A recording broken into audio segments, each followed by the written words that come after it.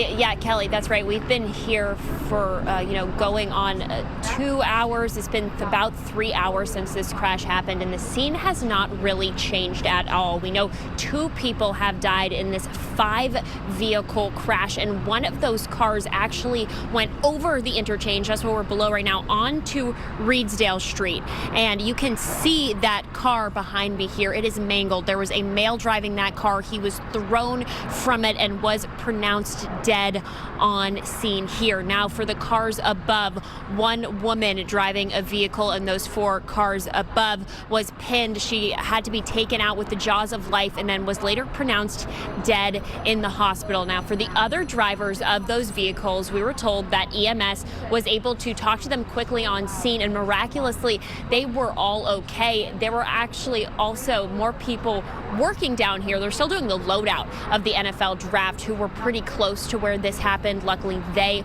also were okay, but just a tragic scene here. 2 people have died and everything is still shut down. We did get to speak to Police Chief Jason Lando. Take a listen to what he told us that they're dealing with right now.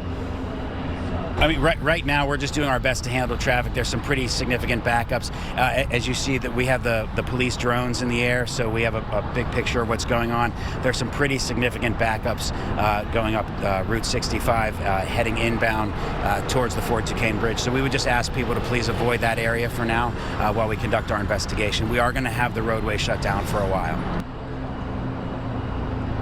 And that investigation still in its very early stages. Dozens of officers and investigators on Pittsburgh Police's crash team are here trying to determine the cause of the crash. The police chief did tell us for a vehicle to go over the way it did, it likely would have been going at a high rate of speed. So there is a chance that speed was a factor in this crash. But again, still in the very early stages of investigation here, also still waiting on the identification of the man and the woman that died. As soon as we learn more, we'll be sure to pass it along. We will continue to be here on scene. Covering Allegheny County on Pittsburgh's North Shore, I'm Felicity Taylor, Pittsburgh's Action News 4. Felicity, thank you.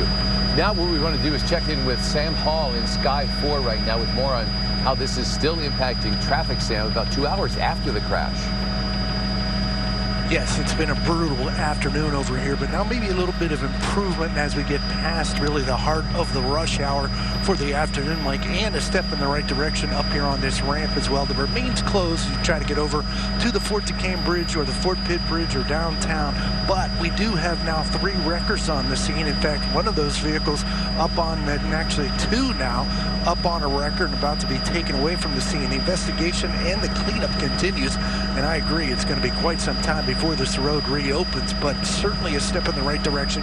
Again, as you travel southbound on 65, all traffic forced onto 28 or the Parkway North traveling northbound at this hour. Mike and Kelly.